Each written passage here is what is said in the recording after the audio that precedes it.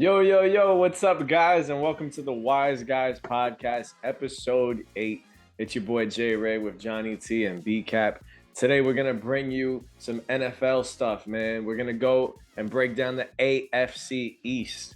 We're going to redraft the stacked 2014 NFL draft class, just the top 10, though.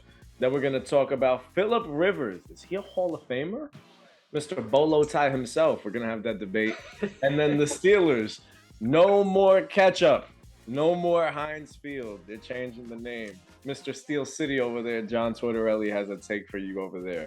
But we're going to kick it off with some AFC East talk. I'm a Patriot fan. Brandon's a Patriot fan. So I know we have some opinions on what's going down. Johnny, break us down, bro. So you guys, I would like to hope as Patriot fans can be realistic with yourselves. The Bills are winning this division. Do you That's disagree? fair. No, I agree. You look at Gabriel Davis going into his third season, Jamison Crowder coming in the slot, Josh Allen having another year where the defense is just going to continue to get better, Brandon Von Miller.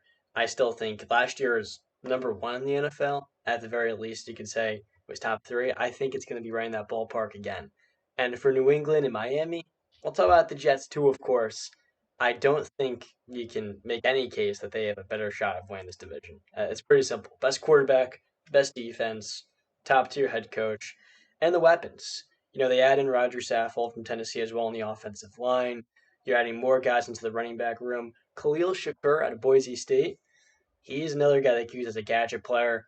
There's so many different options in this offense.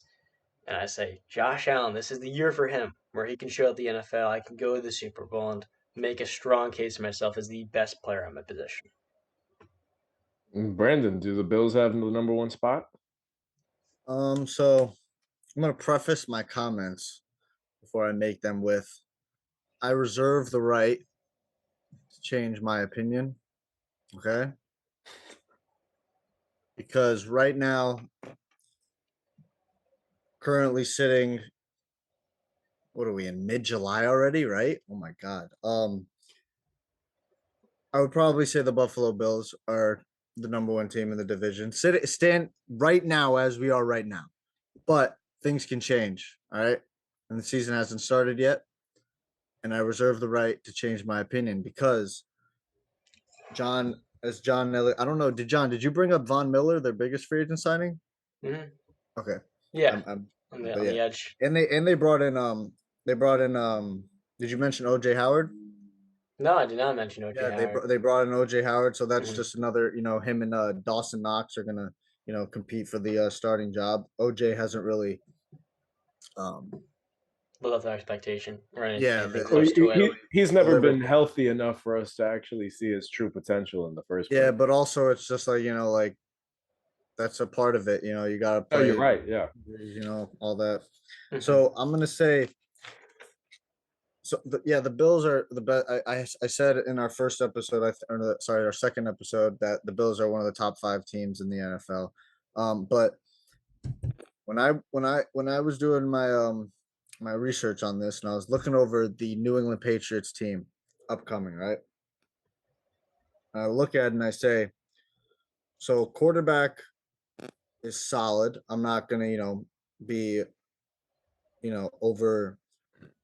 overzealous about Mac's performance. He made a Pro Bowl, but he was an alternate. So I think we can all agree he's not. He wasn't actually a Pro Bowler that season. Mm-hmm. But he showed promise in his rookie season. 67% completion percentage is very high for a rookie. Almost cracked 4,000 yards in a run-heavy offense. And 22 touchdowns, 13 interceptions. That's pretty solid for a rookie QB. But I look at the running back core, and I mean, maybe it's my bias talking, but I think we have one of the deepest cores in the NFL. I think they're arguably up there, top 5 in the league. I mean, you got Damian Harris, who's the powerhouse. Ramondre Stevenson was a sleeper in that draft last year, and he really showed up. He's had some issues with holding on to the rock, but that can be rectified. James White's coming back off of injury, and that's going to be huge for Mac Jones. James White was a security blanket for Tom Brady when he was there. He's going to be the same thing for Mac Jones. He's the best receiving back in the NFL, I believe. And then this small little kid, 5'6", J.J. Taylor. I he's you're not gonna probably know that name, but I noticed him when he was on the Patriots team, and he didn't play a lot. But when I saw him, I just looked at him and I saw an explosive player who, even for his size, 5'6", and he doesn't really weigh that much. I think he's still under 200 pounds. Yeah. He really carries a load, and that low center of gravity, he's hard to bring down. So I really like the running back core, the receiving core. We could still use a number one receiver, but I like the depth. We just traded N'Keal Harry, so that experiment has been a massive failure in my opinion. And before I give it over to Justin, I just want to touch on the tight ends, and we can get into the rest of the team. Maybe Justin wants to get into that. Excuse me. But the tight ends, we paid all that money for Hunter Henry and Johnny Smith, and we really didn't see them on the field together as much as I wanted to, like a la a 2011, 2012, and even some people forget 2016 with Gronk and Martellus Bennett for that 1 year. So I really want to see more two tight end sets in 2022. So I'm with you guys both. Starting the AFC East with Buffalo, I think they are scary, man. I think Josh Allen is an MVP every year he steps on the field, as long as he's healthy and he can run. Those legs are good.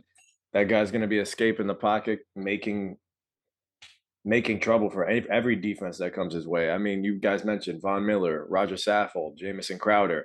I mean, I just feel like they got better. Then you add Kyer Elaine from the first round pick at cornerback, pair him next to Tre'Davious White.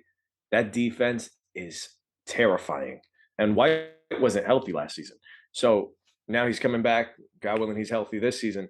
The sky's the limit for Buffalo. And I'm with you guys on the Patriots being second.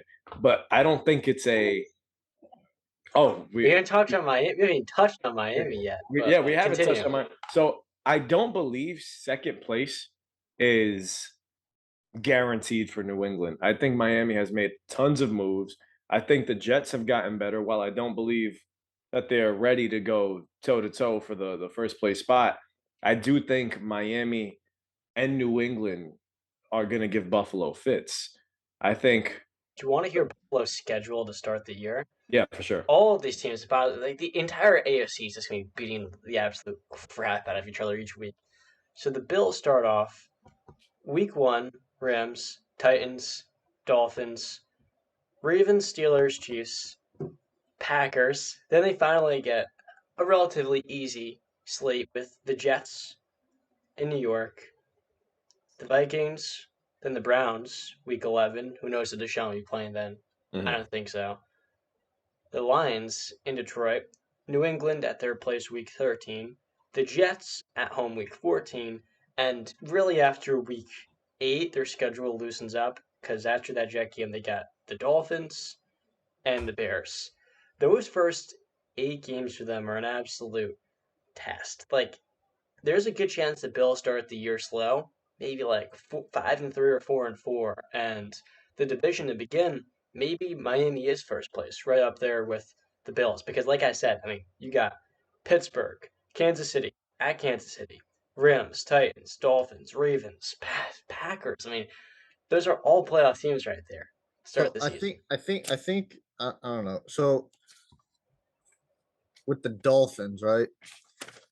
I've said this before, right? I want to add a little bit more to your Patriot discussion before your receiving. Yeah, I was going to jump back to the Patriots. I was just going to go ahead. Your receiving core is, you don't have number 1, but it is by far one of the most deep in the NFL. Jacoby Myers, Justin, your boy, he is one of the most reliable young receivers in the game. You know you're going to get at him. And then you add in Devontae Parker, who was hurt last year, but I think a lot of people forget in 2019, this was the dude that had 1,200 yards with Ryan Fitzpatrick. So the production has been there. I think for the Patriots, they're not even going to ask him that. He doesn't even need to get 800. You have Kendrick Bourne. Tyquan Thornton is a speedster that can take the top over a defense. And you look at what the Patriots are trying to do. The AFC East, you have on one team Tyreek Hill and Jalen Waddle, two of the 5 to 10 fastest players in the NFL on the same team. Speed kills, and you see all the teams in the league going faster. They're trying to beat you with quickness. The Patriots see that, and all of a sudden they're taking Cole Strange in the first round. It's one of the most athletic guard prospects in the draft.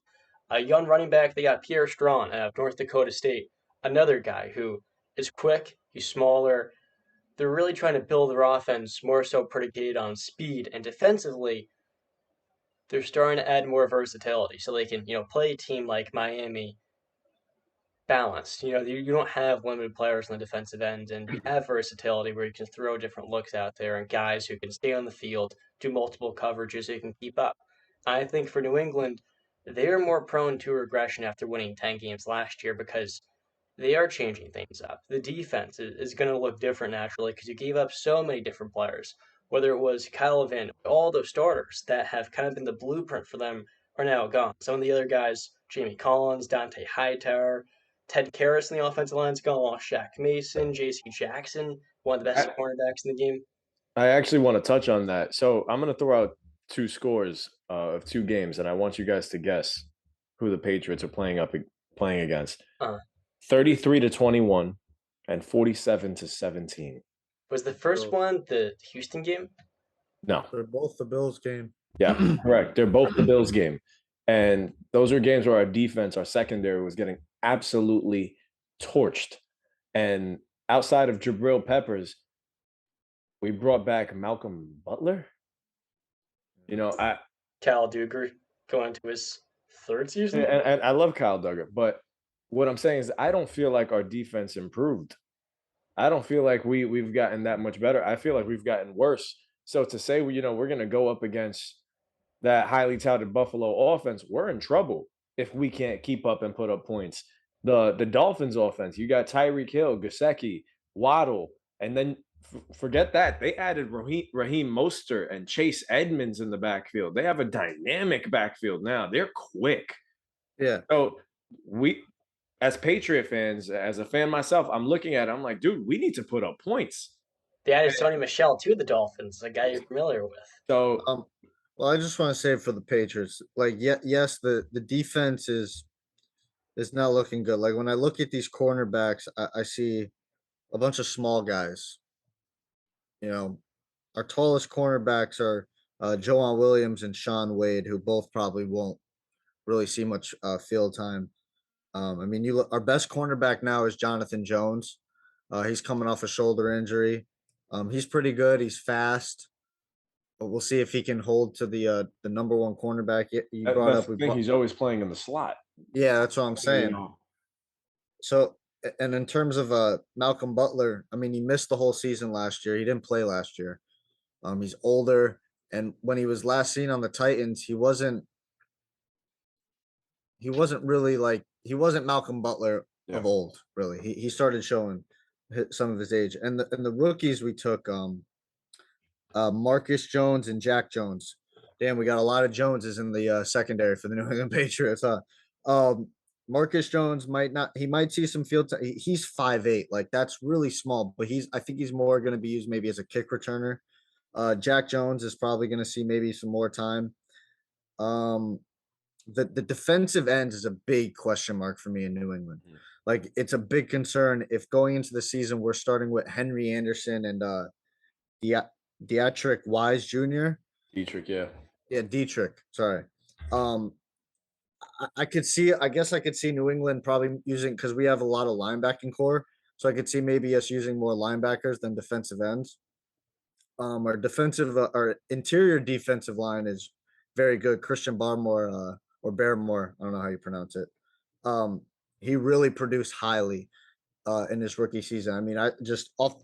This is just a stat that kind of blew my mind.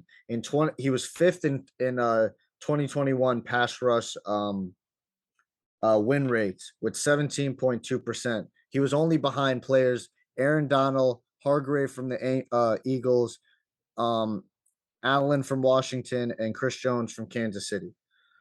That's pretty good company if you ask me. That's good company. So our O-line is really good. Cole Strange was like John touched on. He was a reach though. A lot of people he was a big reach. Like he was more projected late second round, and that's a Belichick special. He does that a lot. So maybe he can. I liken back to the Logan Mankins drafting. I mean, I wasn't there, but what I've heard about is that he was kind of a reach too in that draft.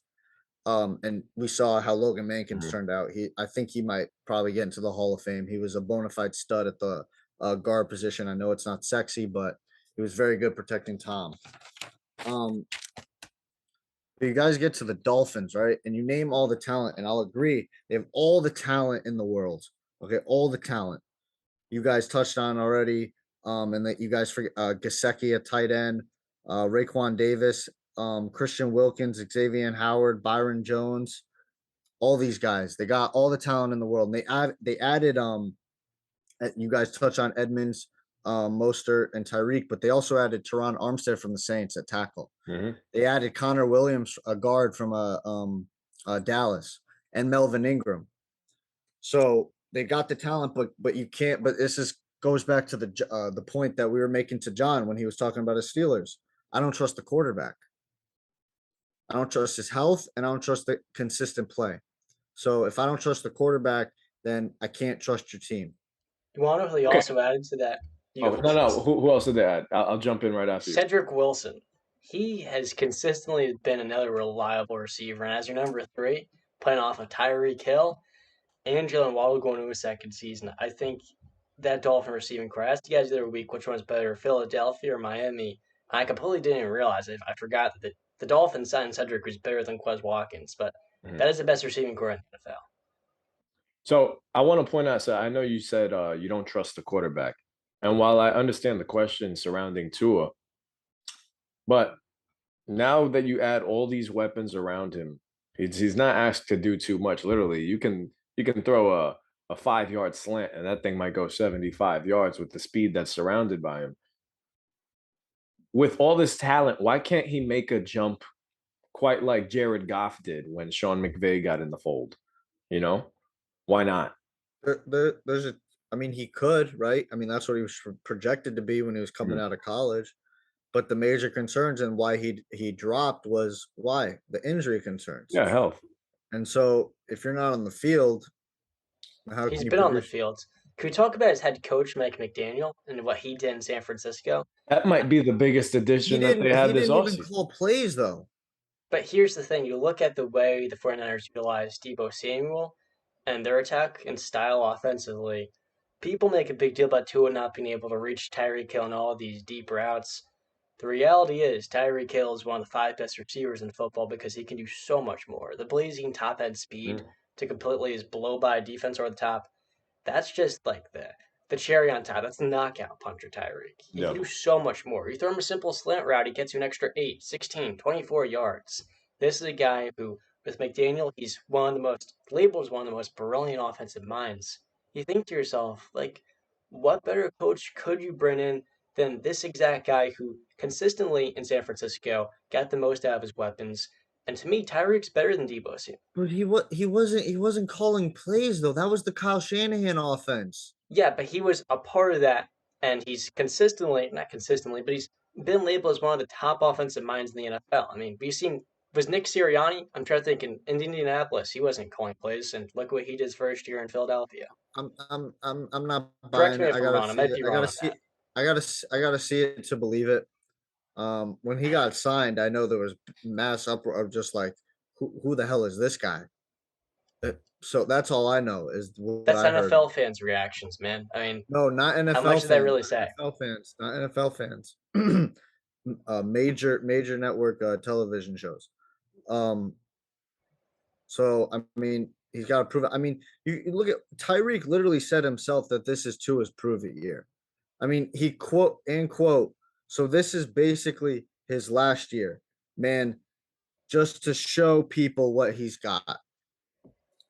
He's basically saying, and what I said when we talked about the Dolphins in a previous episode, I don't see this as the team saying we believe in Tua. I believe this is the front office saying, okay, show us that we were right. Prove to us you can do it. We've got all the talent. Talent's not the problem anymore. Okay? So show us. And when you tell me that a concern for me is the quarterback and the head coach, I'm out. I'm out. Well, I'm with you on the fact that the quarterback's a concern. That's why Teddy Bridgewater is there as the backup. You don't sign such a high caliber backup like that if you don't really trust your quarterback.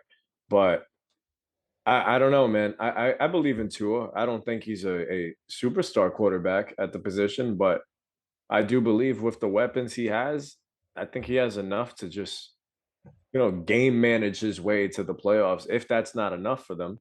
But we'll see. Mike McDaniels is supposed to be a great offensive mind. He's coming from the Shanahan tree, so maybe Miami has something.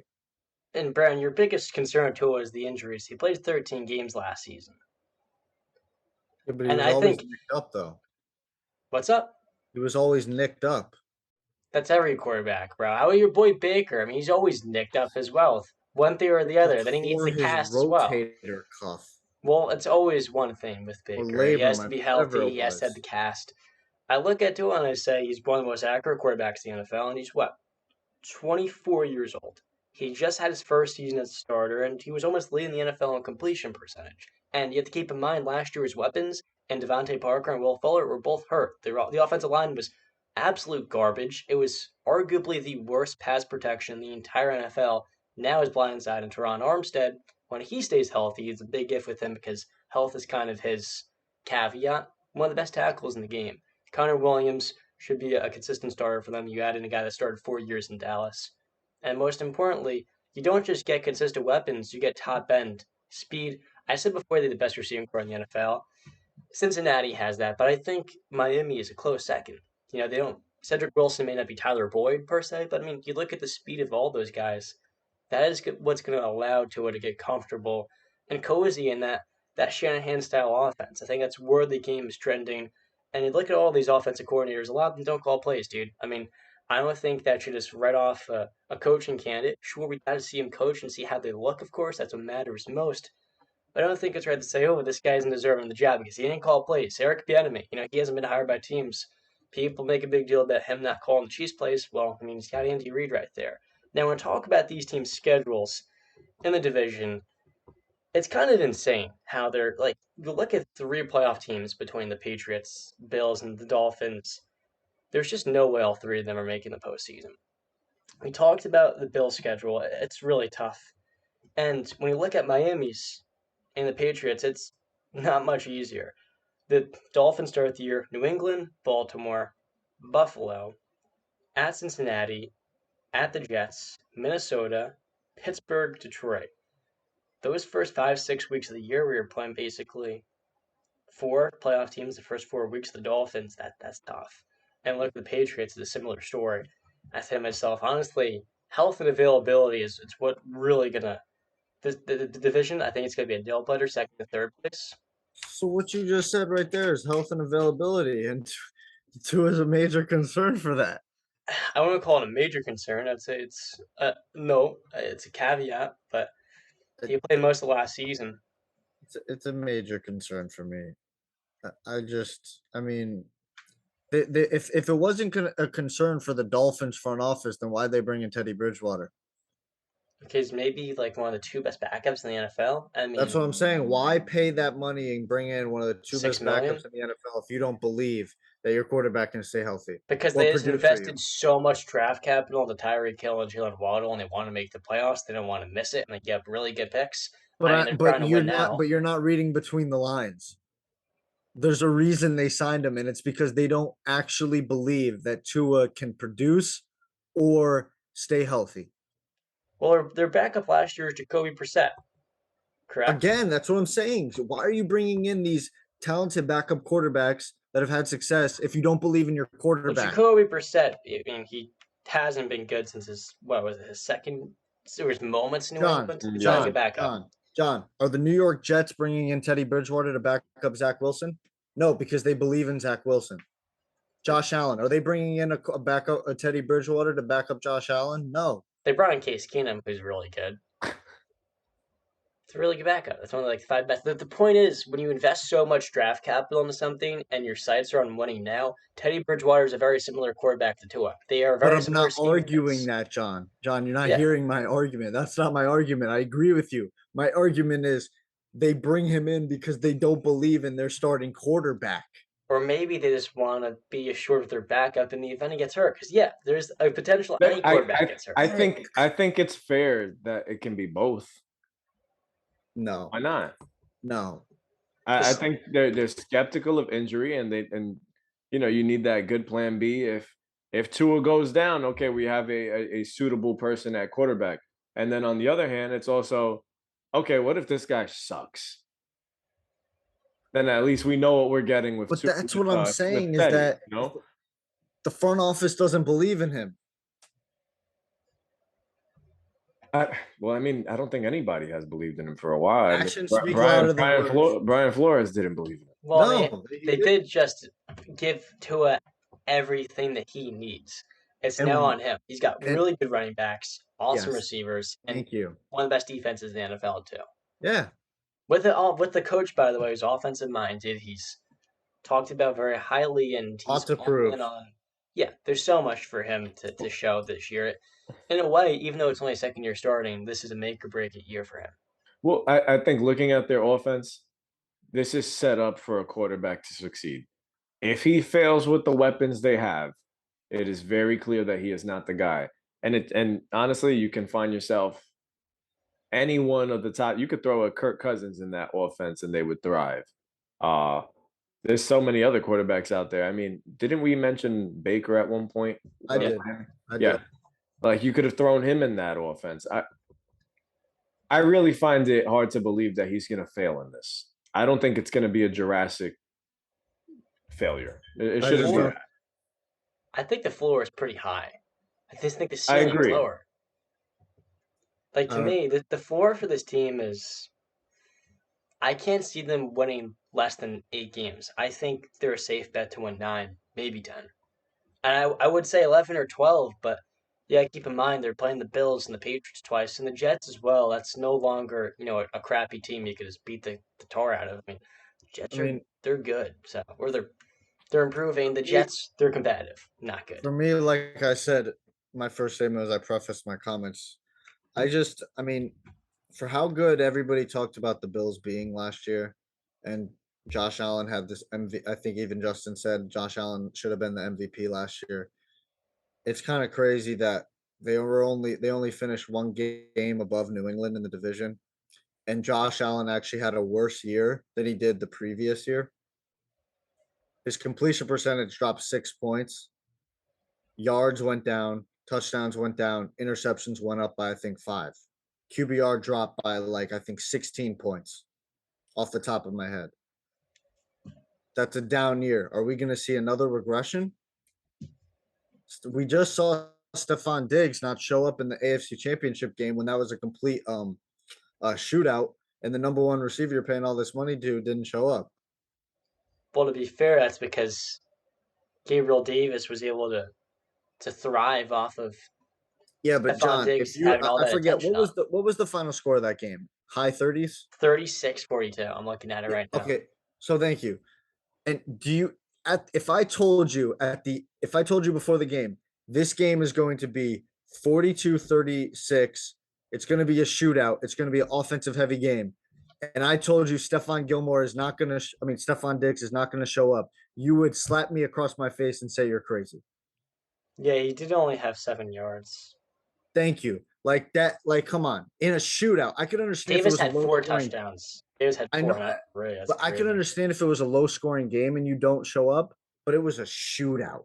Yeah. And they are known for passing the ball. I feel like they really refuse to run the ball with their running backs. And that just goes back to I have this written down. This goes back to that the crazy New England Bills game with the terrible weather where Mac Jones threw the ball I think 4 times the whole game. Mm-hmm. It was 14-10, and the Bills still refused to run the ball. The Patriots ran it 38 times to the Bills 19. They refused to get out of their own way. And I think that will be their downfall. I can easily The running game? No, them refusing to run the ball. Well, Josh Allen's the leading runner. In the postseason, Devin Singletary towards the tail end of the season, he really emerged. So I No, don't know. he's talented. I'm not saying he's talented. I'm saying they don't run the ball as much as they should. They don't run the ball enough. I'm with you. They use Josh Allen more, and that goes back to my point that I stated in a previous episode. That's not going to build to a long career if you keep doing that. Go ask any of the running quarterbacks that did that. Where are they now? Well, you know what? So we spent a lot of time talking about Miami and Buffalo, but while I think we all agree that the Jets are the last place team in this division, I do think they made some massive improvements in the offseason. I think they had a big time draft, 3 first-round picks. You know, you bring in Sauce Gardner, you bring in Garrett Wilson, and name is slipping me, Jermaine Johnson, defensive end. They absolutely won the first round of that draft. Zach Wilson is still a talented quarterback. He has great arm talent. They've improved the O-line a bit. I hate the Jets. So I hate to pick on my cousins and say the JETS means just endure the suffering, but maybe it's coming to an end. Maybe that, you know, things have changed in New England. We don't know how long Bill Belichick has. Miami seems to be turning the tide. I'm not saying, listen, I'm not saying the Jets are going to be a first place. No. I got to cut you off with the Bill thing. Bill's going to be here for a while, I think. I hope you're right. What does Bill do in his off season? He plays golf. He doesn't have a life outside of football. And he hangs out with Nike the dog. Huh? He goes in the boat, right? But he doesn't need the boat during the regular season because he's so committed to football. Bill dives in. He's going to be here for a while. I think maybe over 5 years. I definitely think. I mean, praying for his health, stays good and all that, but because he's getting up there in age. But I think as long as he can coach, he's going to coach. That's what I just believe. And for the Jets, I hope you're right. Yeah, for the Jets, what you said, they had the best draft this year. Yes, they won the first round. I think they won the whole draft though, entirety. That running back, I forget Bruce Hall. I said Harl. Bruce Hall out of Iowa State. Yeah, the running back. He's a sleeper in the second round, but not many people are gonna know that name. But he watch out for him in the regular season. Possibly a fantasy pick if you want to take my advice. I was in my championship league last year. I should have won. I got robbed. That's neither here nor there. But I don't see the Jets making the jumps this year. I think Zach Wilson has all the talent in the world. I saw the arm talent. He's got the arm talent, but he needs to develop as a quarterback in this league. Oh, he also needs protection because the guy never had time to throw the football either. Yeah, so that too. But I also think he needs to, because in that first Patriots game, he was making terrible rookie decisions. Terrible. So the receivers also weren't catching the ball too, which didn't help him. Yes, I was actually at that game. I know he trusts his arm way too much, and that can get him in trouble a little bit, as we can see with Patrick Mahomes a little bit. I mean, yeah, you can say this was a down season, but he still had a great season. But you saw some errors he was making, and it's because he trusts his arm a lot. And when you do that and you don't focus on the fundamentals, you start to learn, like Patrick Mahomes did later in the year. Fundamentals are better than insane arm talent and doing no looks and closing your eyes and throwing at your left hand and whatever. But I think the young talent has a lot to prove in New York. They got some good veterans, but there's no real game changer. So I just don't see the jump this year or really in the near future right now. You don't think Garrett Wilson? Oh, you go for it. That's what I was going to say. I think Garrett Wilson combined with Elijah Moore, and now he has a security blanket and CJ Uzama. You add those running backs. I don't know, man. I hate to say it, but I really do think the Jets have a nice young core. Yeah, the offensive line is so much better. Laken Tomlinson from San Francisco. They drafted Elijah Vera Tucker last year at guard. Yeah, I Becton who'll be healthy. The offensive line's being filled out. Last year, he had a 10% sack rate. The only quarterback with a higher one was Justin Fields, who played only half the season. That is insane. And you look at what the offensive line is becoming. I say to myself, it's going to be solid. You have two legitimate backs in Brees Hall and Michael Carter. Where I think Brees, all of the scouting reports say he can be 3 down back. But with Michael Carter, he showed last year he can be one of the most dynamic receiving backs. He can take it as a runner. There's so many weapons for Zach. And I think similar to Tua, this is a year for him where he's going to need to show the improvement. He's going to need to take not just one, but 2 steps forward because last year he was terrible. Look at all those rookie quarterbacks outside. My boy Davis Mills, not my boy, joking with y'all. And Mac Jones, I mean, they were awful. Zach had a few good weeks against the Titans. That was his biggest moment, but he barely completed half his passes at 56%. And he was just having a terrible rookie year, a lot of which because of the offensive line and their weapons. Corey Davis and Elijah Moore were both hurt, both on IR to end the season. But he has a lot to learn from last year. I think he can take that, and with all the new weapons coming in, maybe Denzel Mims can show some progression. He's kind of in the N'Keal Harry camp of receivers currently. There's so many different options for this Jets offense, and I feel really good about it, even with Corey Davis being healthy. And Garrett Wilson, man, I think that was a pretty darn good pick. Yeah, no, the AFC East, I think we're going to have a way different conversation about the outlook of this division come next year. Yeah, in 2023. It really does depend on, I think, the two most important people deciding that. One, Zach Wilson, and two, Tua. Maybe call me crazy. Maybe the third is the Patriots QB in Fox. Yeah, I was going to say Mac Jones, yeah. I do think if he takes a big next step, I mean, I know a lot of players, whether it's in any sport, they go through that sophomore slump. And that's what I'm worried about. Do we have enough, who's the clear offensive mind up in New England? Who's calling the plays for us? Is Matt Patricia and the boys and Joe Judge really? Yeah, is Joe Judge the quarterback's coach? Who is? I have no idea who the offensive coordinator is. But we don't have an offensive coordinator. There's no. Yeah, it's the Patriots. They probably have what? Maybe it's like who knows? How is Brian Hoyer still on the Patriots on the side now? Brian Hoyer is gonna have his number retired, man.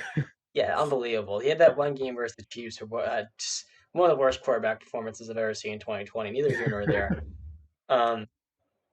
I think for Mac, you have all those weapons. I think I have a hard time seeing him have a sophomore slump because the weapons are much better. I think for Zach, I wouldn't be surprised if he has a better year though than the Mac this year, just because he's going to have the healthy weapons. The offensive line will be much improved. And what if Zach Wilson is actually good this season? He was terrible last year. What if he's solid and he has some weeks where he throws to 300 yards and doesn't have more than one turnover?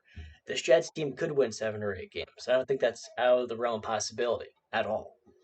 So they'll be in their games. I don't think they'll win 7 to 8 games, but they'll be in them. They'll be there. For me, with Mac, I mean, you guys know because we were talking about it as it was, right after it happened, when we all went to CSB together. We talked about Mac Jones. We talked about my feelings of Mac Jones getting drafted, and I wasn't very high. And I wanted him to show me, what he's got. I'm not going to say I'm a Mac believer now, but he showed me that he was definitely the most NFL ready quarterback of that draft class. And he showed me he's competent. He's a good leader. He's got a winning mentality. He's got all the characteristics you want in a franchise quarterback, which is in here, which you can't teach. You're just born with. I know he's going to get compared to Tom all the time. I won't compare him to Tom because you can't do that. But with Mac, I think he can be a very solid quarterback for us. I stand by my statement that I think we win a championship in the next 5 years. What makes you think that? What do you think is going to raise your ceiling high enough to do that without Tom Brady? In the next 5 years? Yeah. Well, I mean, if you look at the team we got right now, I mean, yes, there's some weaknesses, but like I said, quarterback is solid. Running backs are really good and deep. Receiving core is deep. Even deeper, probably. Even deeper. You guys got 4 or 5. Tight ends, we have two, I would argue, Pro Bowl caliber, starting caliber tight ends. O-line is really good. Interior defensive line is really good. Defensive ends are concerned, but like I said, I think we can probably use the linebackers that we have the depth at to replace that production. Corners have a lot to prove. They're undersized, but Bill's defensive schemes are genius, so maybe he can work around that. The safeties are very solid. I think we can make a move in the next 5 years. Like, let's say, in the mid-season or 4 games into the season, we make a move. I don't know who. I don't have any off the top of my head, but there's some moves that can be made by New England. Bill's always known for making these surprising moves out of nowhere. I mean, back when we looked like we were struggling in the defensive backfield, who did he go trade for? Aqib Talib. Then Aqib leaves, and guess who comes available and comes to New England? Darrelle Revis. We've seen Bill make these moves. So the next guy was Stephon Gilmore from Buffalo. Yeah, and that was a couple of years later. So, I mean, in Bill we trust, in Bill I trust, and I'm ready. Like I said, I reserve the right to change my opinion. I think New England is a live player to win this division, seeing how it played out last year. So I cannot wait to watch Jabril Peppers and the Patriots. And it's not because I like the Patriots, not because I want to watch them, but he is, along with Kyle Duggar, those safeties that are versatile. They can play in the box. They can do so many different things, different packages with Pats. And Jabril only played 5 or 6 games last year due to injuries. But I say, man, that's a player who's been a starter for 5 years, been on a few different teams, super athletic. You guys lost Gunnar Olszewski to my Pittsburgh Steelers. He can also return kicks and punts. In high school, he was number 2 ranked recruit behind only Leonard Fournette for like the 2014 recruiting class. I think in New England, Jabril Peppers is going to have a career year. Yeah. I don't know what is Bill Belichick has up his sleeve. He's putting a 1-year deal. It's a prove-it contract for Jabril coming off injury. I really think that is one of the, maybe not the X factors, because I think Kyle Duggar is a better prospect and he has more upside, but those two safeties specifically, I look at them and I say, the Patriots, they're looking for defensive versatility in this division, and I think that will be what sets their defense apart from the rest as these years go by. You still have the captain in the backfield, Devin McCourty. So as long as he's there, he's the veteran leader of that defense. And I should have touched on. I mean, Jabril Peppers, man. When he was coming out of college to the NFL, I looked at him and I said, that is a prototypical Bill Belichick player right there on defense. Versatile, can do a lot on defense. I love the signing. I love it. I hope we can sign him long term because I think he's going to have major success, like John said. One player who's a free agent right now that I also would really like, who's out of the College of Alabama, is Landon Collins, who I think is another prototypical Bill Belichick player. He's not the best in pass coverage, I understand that, but he can be a very good hybrid safety to line up in the box as a linebacker and do some pretty solid things. And I think people forget he made an all-pro team. I forget off the top of my head if it was first or second, but he's shown first team. First team. So he's shown the potential to be a great player. You put him in the right scheme with the right coach, I think it's a match made in heaven. Here's another big storyline from the AFC East that I'm just happy about. So I'll say this before we move on to the next topic. N'Keal Harry experiment over. Did you guys know Jacoby Myers and Hunter Henry last year? They had more yards than N'Keal Harry has in his entire stint with the Patriots in that 1 year last season. Not surprised. I'm happy that's over. Yep. But let's have some fun, guys. Yo, let's redraft the 2014 NFL draft. All right, so how are we gonna do this? Who's gonna go Who has for the number 1 pick? We're doing the first 10 picks. Yeah. And one of us, I guess the person that gets the first pick, are we gonna let the number 1 pick guy get also the 10th and that extra 4th selection, and the other 2 people have 3? We got odd numbers here to work with. We'll fight for the 10th pick. We all just. You want to do rock paper scissors? Maybe we can all give our 10th pick. Yeah, we'll all give it. Yeah, we'll do it together. Okay. We'll be so who wants first pick? What are we doing here? Can we do rock paper scissors on here? Let's do it. Let's go. Let's do it. Ready? Rock, paper, scissors, shoot. No. I don't play rock, paper, scissors like that. No, see, y'all cheated. It's rock, paper, scissors, say. Hold on, I got a quarter. For me, it's rock, paper, scissors, so shoot. Yeah, And that's how it's supposed to my be. finger, my hand was kind of low, so you couldn't see my upward finger. I was making the scissor. You All can't right, really all see right. it. All right. This is between John and Justin. John, call it in the air. Ready? Sis, why are you at Heads, the top of the heads. bracket? It's heads. Heads. Okay. No, I don't want to. You guys between you guys. So, John, do you want first pick or you want Justin to go I want first? the first pick. Okay, you go, and then Justin, you'll go second, and then I'll go third. Took the So we easy- were having issues before with our drafts sounds, but we're gonna play in post. With the first overall pick, I'm not even thinking about this. Basically, before we start, I'm gonna give you all 30 seconds on the clock. The 2014 draft. Let's just talk about it first before I actually give my first overall pick. I was ready to immediately dive in. This class was definitely very strange, like any draft class, but it was also absolutely stacked.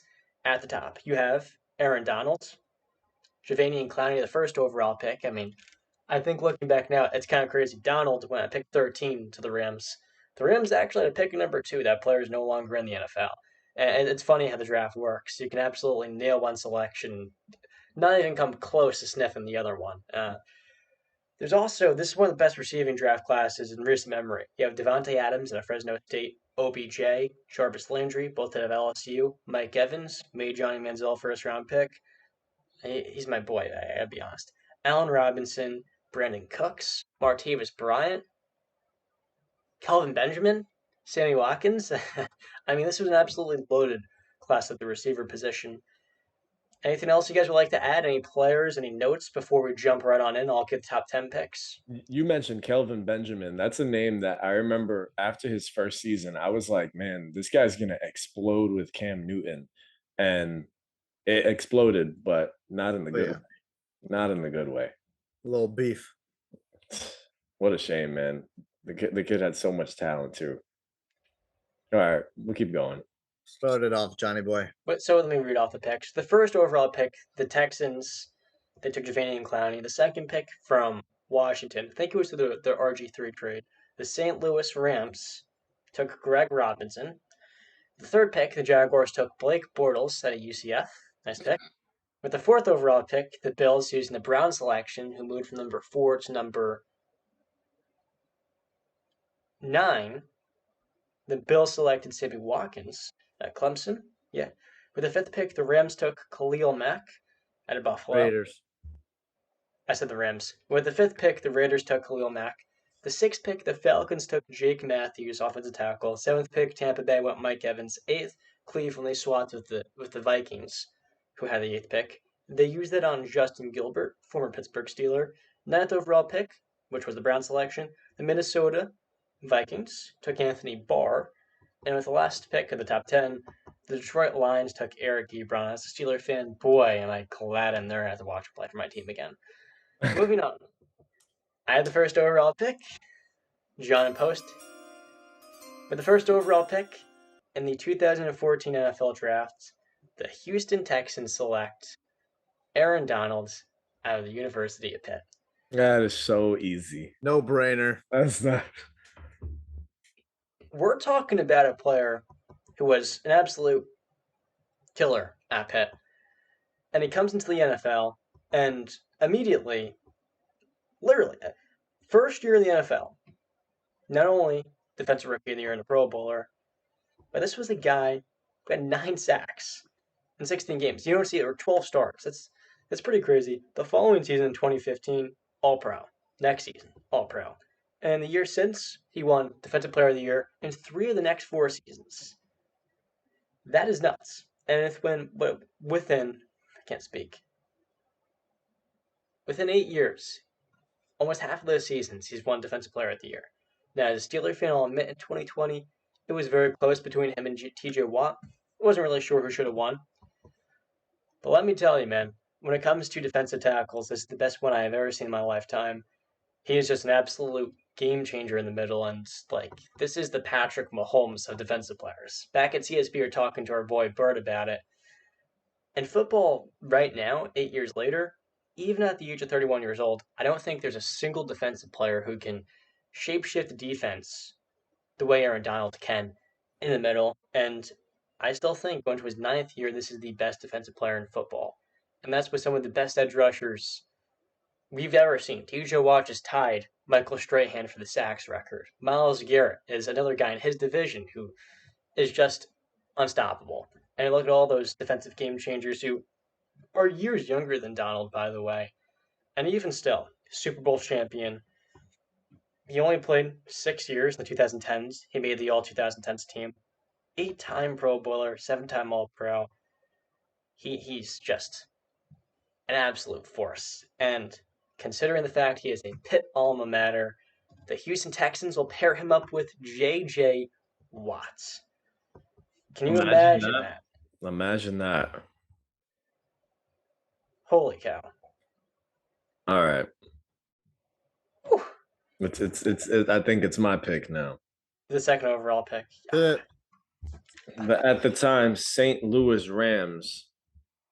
So it's very easy. I could have went a lot of ways, but looking at the Rams roster back then, they're missing one big thing: a quarterback. No, you're not. Oh my God, no, So it's not. I have to jump. I have to skip Khalil Mack, and I have to get me a signal caller, man. I have to. This man just signed a big time 3-year, $100-something million extension with the Raiders. Bring Derek Carr to St. Louis. Put him with, wasn't Jeff Fisher at the time? Yeah. So, I'm going with Derek Carr. Mr. DC. They had Austin Davis under center that time. So come on. You need a quarterback. There's not so much that Khalil Mack could do if he's walking into that. So I'm going with Derek Carr. I don't got to go on no speech about it. They don't have one. Think about it. If you were in their shoes, why wouldn't you take a quarterback? Because he's not a second pick worthy quarterback. But when you're talking about the most important position in all sports, you can reach for that if you know, hey, you're getting yourself not only a Pro Bowler, but a guy who in some years could even not only lead the class, maybe even make an All-Pro. Call me crazy, but you guys crazy. already know it. Listen, when we broke down our top 10 quarterbacks, Derek Carr was on my list. I got love for your list because you're a crazy man. You're right. An MVP discussion, my man. 30 year in the game, 2016. I think you got to put some respect on Derek 2016? Yeah. It was 6 years ago. You see what he did this last season? Taking a team with no head coach. He lost his vertical X factor. Hunter Renfrow was his main guy, and he had no problem taking him to the postseason. Whatever. The Raiders took Derek Carr in the second round. I mean, I should have expected it from John to throw a whole wrench into this draft, but I get it's Justin who throws this wrench. Oh, I'm gonna take Derek Carr with the second pick in the draft just because we need a quarterback. Look at this. All right, quarterbacks taken in the first round of the 2014 draft were Blake Bortles, Johnny Manziel, and Teddy Bridgewater. No, I'm not arguing that he's better than all three of them. I'm saying he's not second pick of the draft worthy. Well, guess what, bud? We're valuable at the end. He's got a point. He's got a very good point. Okay. He's got a very good point. No, he doesn't have it. Okay, because take the best player available, and Khalil Mack was the best player available. You could have him with You can have him because guess what? When I'm in the playoffs with a quarterback, you can. Yeah, you think the St. Louis Rams they make it okay? He just took a trash Raiders team around him outside Darren Hall. Now I got to decide because Justin obviously has to throw the wrench into the game plan. So you're going with Khalil Mack, number 3? Well, his quarterbacks are Blaine Gabbert and Chad Henne, so that's gonna really take him to the playoffs. I'm gonna take Jimmy G. Jimmy G. Jimmy G. Jimmy Garoppolo. So it's a toss up between Khalil Mack and I think I'm gonna go with the guy that I put there on my list before Justin threw a wrench in everything. Zach Martin. So with the third pick in the 2014 NFL Redraft, Jacksonville Jaguars select no more Blake Bortles. Zach Martin, offensive guard. Okay. This guy has been probably the best guard in the NFL since he's been drafted. The guy made a first team All Pro in his rookie year. Okay. He's been a first team All Pro 5 times, a second team All Pro 2 times, and a 7-time Pro Bowler.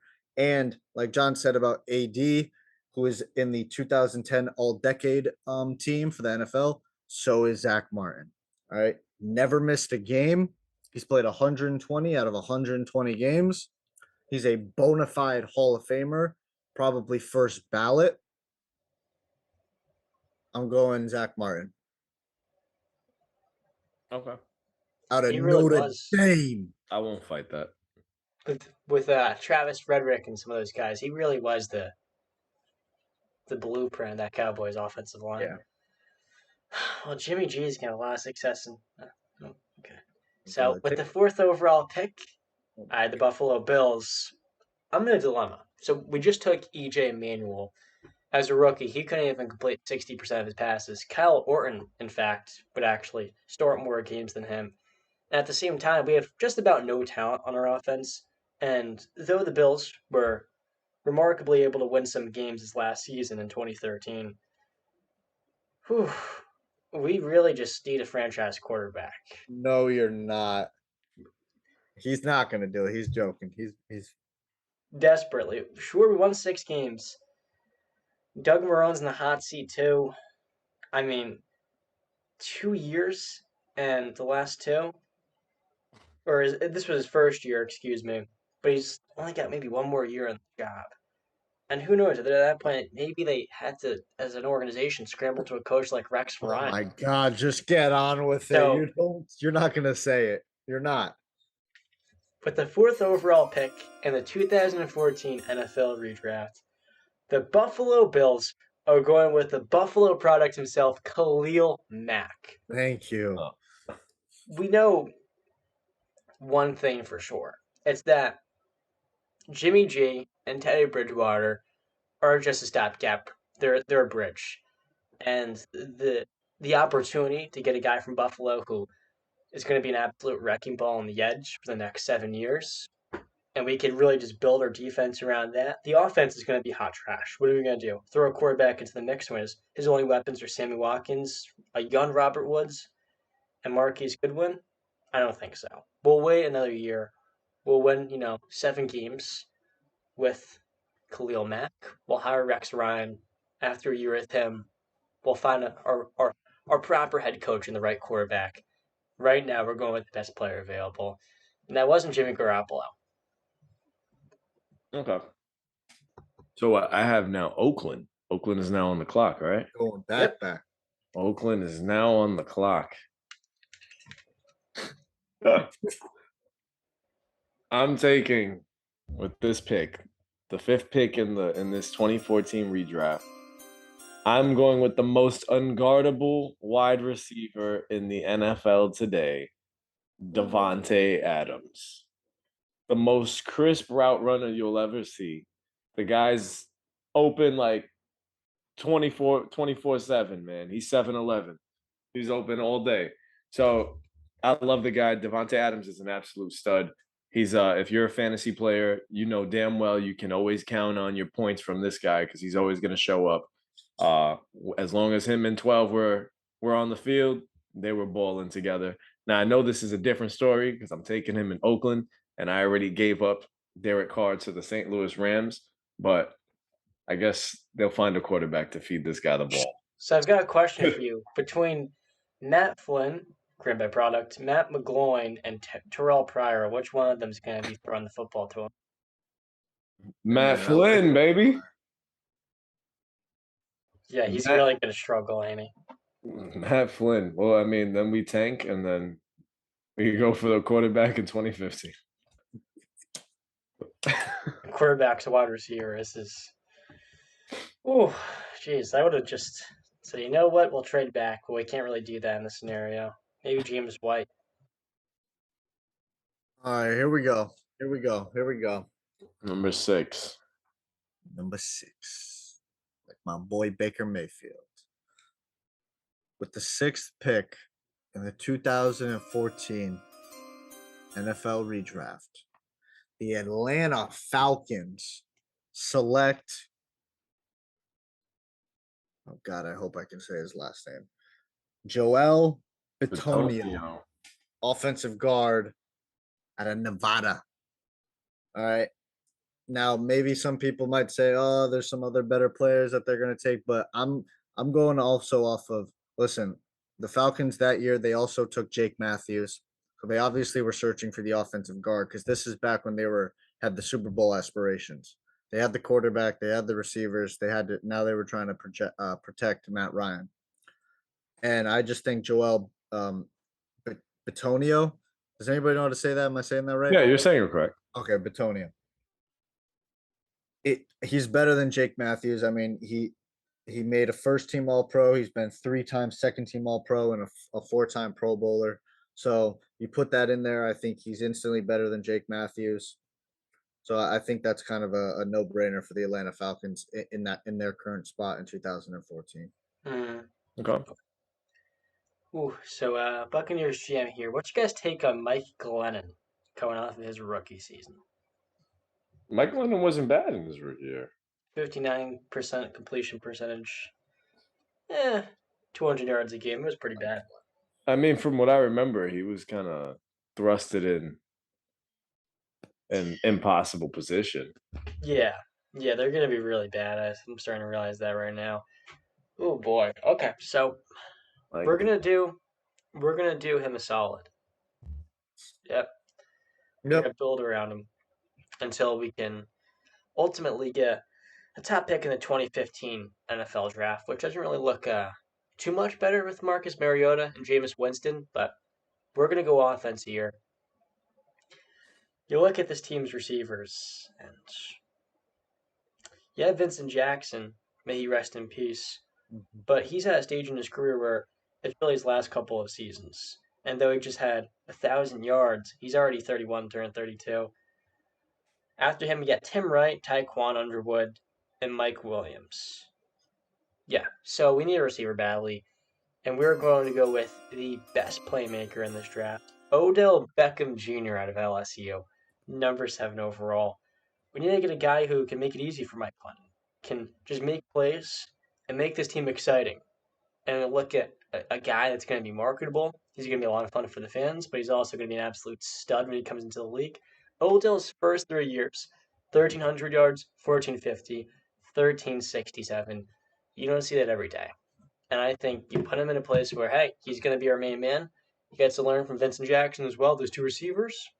Tampa Bay has an electric playmaker at number 7. So I might get some heat for this one in Cleveland. But but looking at the roster, my quarterback is Brian Hoyer. Oh my God, please no. Listen, bro. He's not bad. He's a winner. It's a winner. I'm not just going best available, man. I'm looking for the face of my franchise. And I gotta go with porn star Jimmy G, man. Jimmy G. Yo, you need a quarterback under center, baby. Can we boo this pick? You'd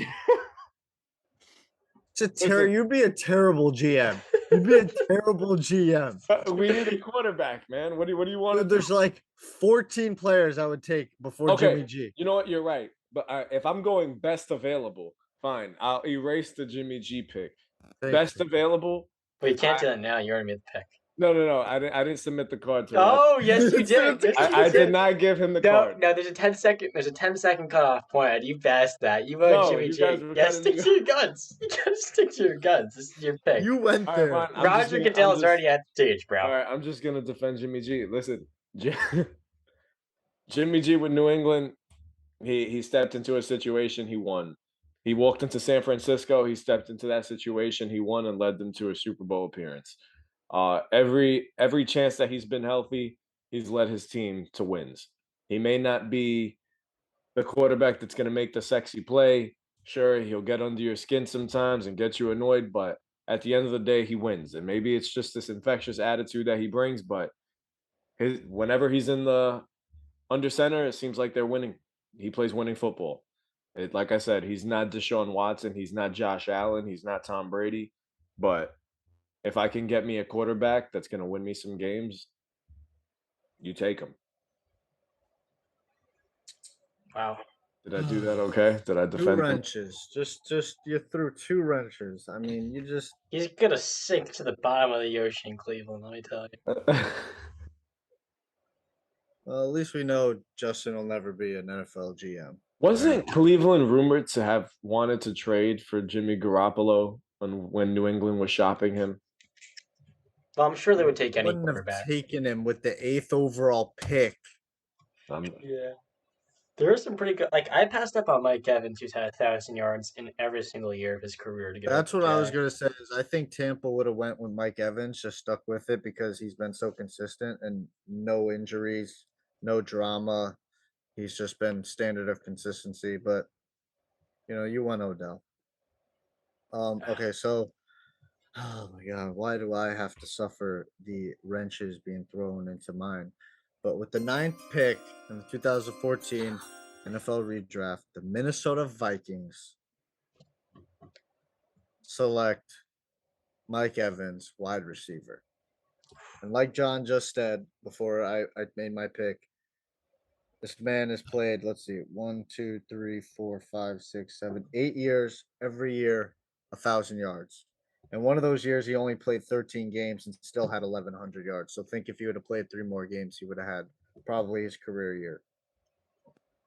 I mean, second team All Pro, Super Bowl champion now, 4-time Pro Bowler. I think he's very underrated, actually. He's just been a model of consistency. I mean, there's nothing you can. I mean, yeah, you can nitpick and say he's not the fastest receiver, but that's not the game he plays. He's a physical receiver. He goes and gets the ball.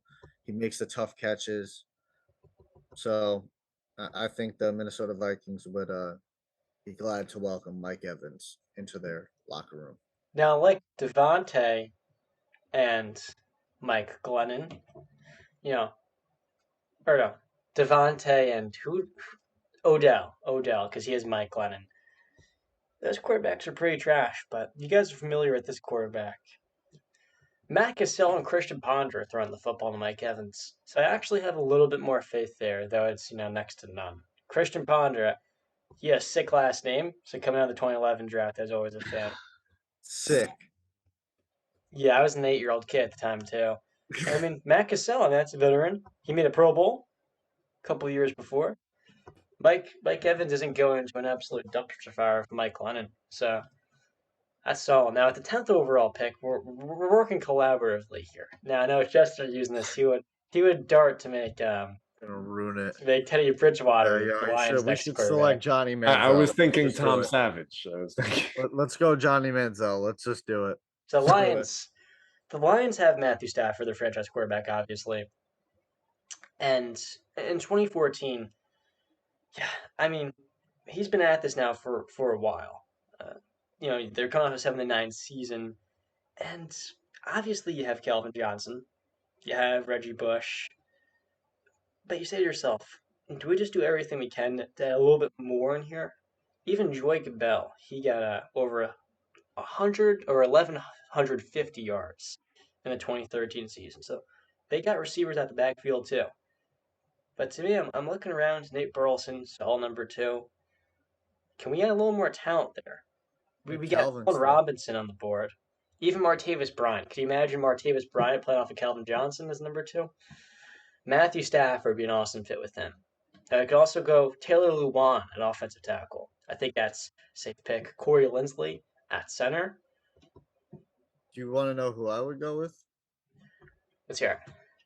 My pick, and I had him written down. He's still available, and I think you said I looked at this team a little bit, and I just said, okay, so this was the year that Matt Stafford really had that really solid team around him. If you really look at the totality of the team, I mean, on the D line alone, they had Ziggy Ansah, Nick Farley, and Ndamukong Suh in his prime, and probably some other couples that a couple people I'm forgetting. Glover a really solid team.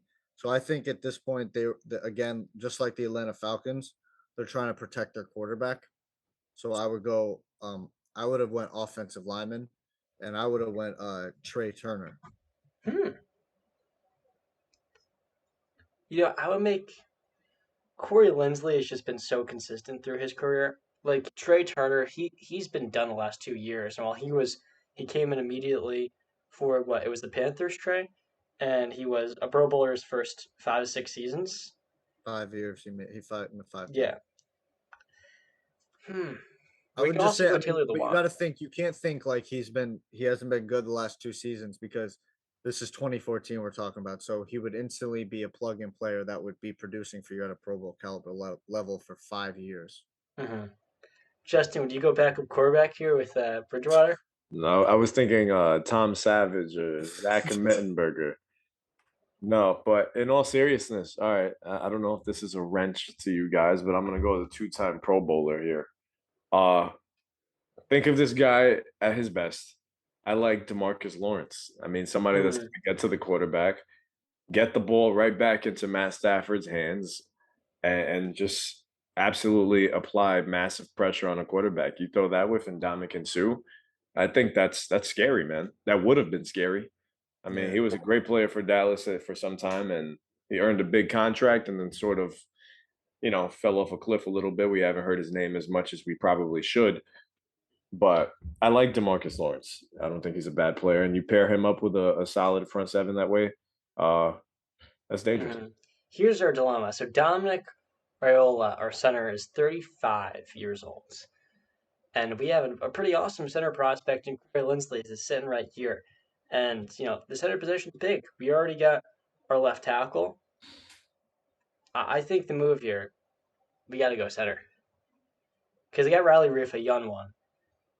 Larry Walford at right guard. What do you think? They got Golden Tate on this team as well. I did not even mention, by the way, young Golden Tate. Because I think he would sign there. He would sign there. Yeah, he was good. He was good with Detroit. And the other reason I think D-Law is a great player. I just think that they have a lot of talent on the D line for the Lions. So I think that they would look at and say, okay, we don't need any more talent there. Yes, it would be nice, but we should also share some love. And I think they really want to protect Matt Stafford. So, I mean, we could go the center. I mean, it's not like, I mean, you're splitting hairs here with Trey Turner and Corey Lindsey or Linsley. Yeah. I'm not mad at taking the center. So what you guys are telling me is that you've disliked each and every one of my picks. Yeah, I think so. What was your? I'm trying to think. You took Devontae wasn't bad. I mean, at least you took Devontae. Devontae was solid. He just has no one to throw the ball to him. The other one's just, I don't know what you're doing. I just think Linsley. You slot him right in at center, and that's a big time position for Stafford. Plays a pretty good offensive line, and like I said, they're going to sign Golden Tate in a few weeks, or they already signed him at that point. Corey Linsley is number 10. So to recap, Aaron Donald went to the Texans first overall. Derek Carr at Fresno State, number 2 to the Rams. Number 3, Zach Martin at Notre Dame. Number 4, the product of Buffalo, Khalil Mack goes to the Bills. Number 5, Devontae Adams, going to have a really rough time playing in Oakland. Number 6, Joel Bitonio. So the Falcons can Matt Ryan's protection. Number 7, Odell Beckham Jr. to play with Mike Glennon in Tampa Bay. Number 8, the Browns, they're sinking, and Jimmy Garoppolo is going right with them. Yeah. It's such a Cleveland Browns pick, though, too. To be honest, it's such a Cleveland. Of course, why not? Yeah. For the 9th overall pick, the Vikings are taking Mike Evans, and 10th overall pick, the Lions will take Corey Linsley. Some players still left on the board: Taylor Lewan, Trey Turner, Jake Matthews, Charles Leno, former 7th round pick. Clowney. Javanian Clowney, the newly retired Stephon Tuitt. But how about some of these linebackers? Ryan Shazier, C.J. Mosley, Anthony Barr, Christian Kirksey. What's up? CJ. I had him going to Oakland in my list. I had him going to Oakland at the 5th pick. Yeah, this guy's. I think Shazier. The Steelers in this draft, they took Ryan Shazier in the first round. His career tragically ended shortly on the field. Then the second round, they got Stephon Tuitt. He was consistently one of the best defensive ends in the NFL. He retired about a month ago. His brother tragically passed away last June, and he wouldn't play football again. And man, it's really sad. Just his career kind of ended short due to injuries and surgeries, and also a tragic loss in his family. Prayers to his family. Then the fourth round, they took Martavis Bryant. That's another player who, due to substance or marijuana, he had his career kind of taken from him in a way too, with so many suspensions. It's like, damn, like the Steelers, they nailed all of their picks in this draft, and they never got to see all three of them blossom together. It's actually I've talked about that laugh off the air, and there's so many players in this class. You just look at them and say, what if Allen Robinson had himself a quarterback? Well, he gets one now, and Matt Stafford. This class has a lot of what ifs. Odell too is another great example, man. No. So yeah, I claimed Dex too. What happened to him? It's crazy how many stars that came out immediately from this class. Yeah, Since man.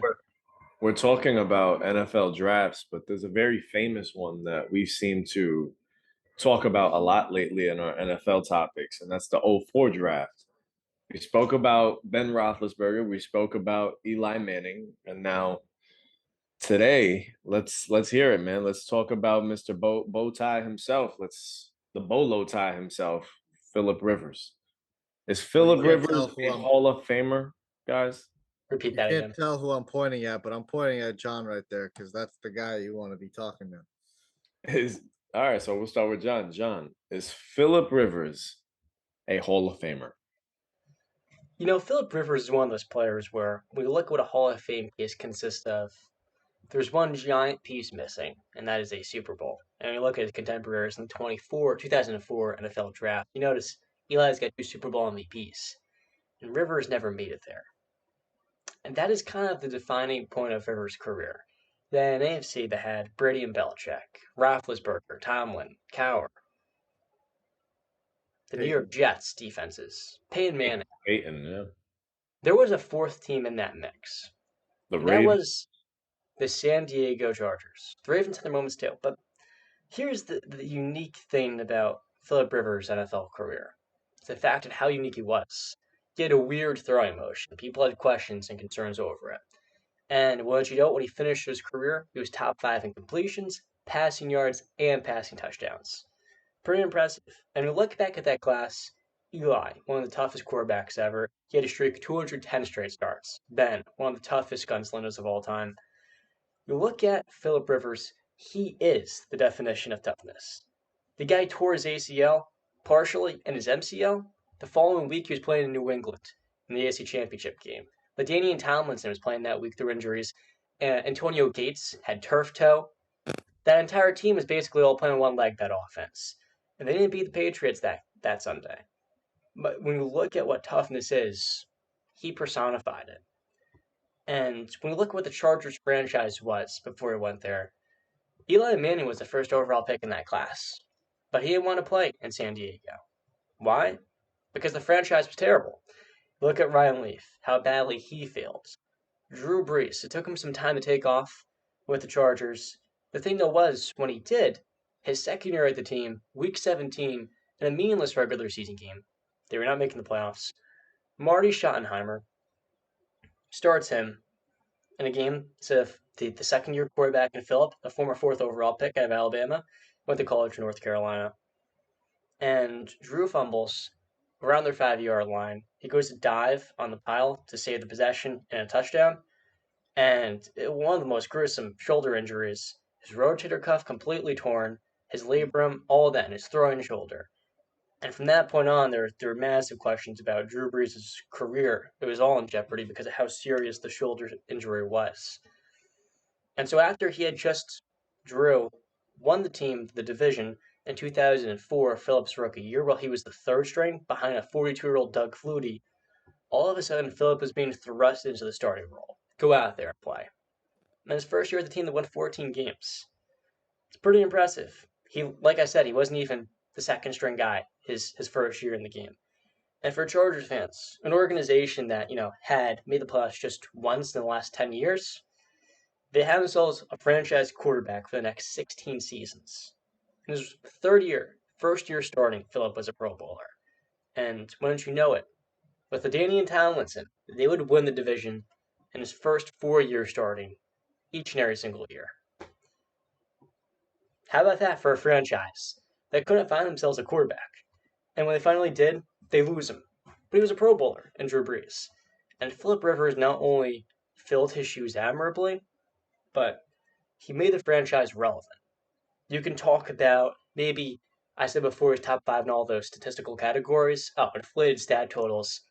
But this right here is a guy who has led the NFL in every passing measure. Completions, completion percentage, TDs, yards, yards per completion, yards per game, interceptions, and wins. He's done it all. He was top three in QBR 4 different times in his career. He's popped up in the MVP race multiple times. And like I said before, he only got to play with LaDainian Tomlinson for about 3 years of his prime, and each of those seasons they won the division. The fact of the matter is, until the age of 34 years old, Phillip Rivers was one of the very best quarterbacks in the game. And when his supporting cast started to get worse over the years, he lost LT. Antonio Gates started to age. The receivers, he had Vincent Jackson, but there were some years in between when Keenan Allen was A, not in the league, or B, battling with their injuries. Were on weeks Dontrell Inman or Malcolm Brown, or Malcolm Floyd, Malcolm Brown's current running back, or Danny Woodhead were his most lethal weapons. And those years, the Chargers stunk. I mean, as the quarterback was aging, he just didn't have the players who could elevate him the way he could elevate the talent around him.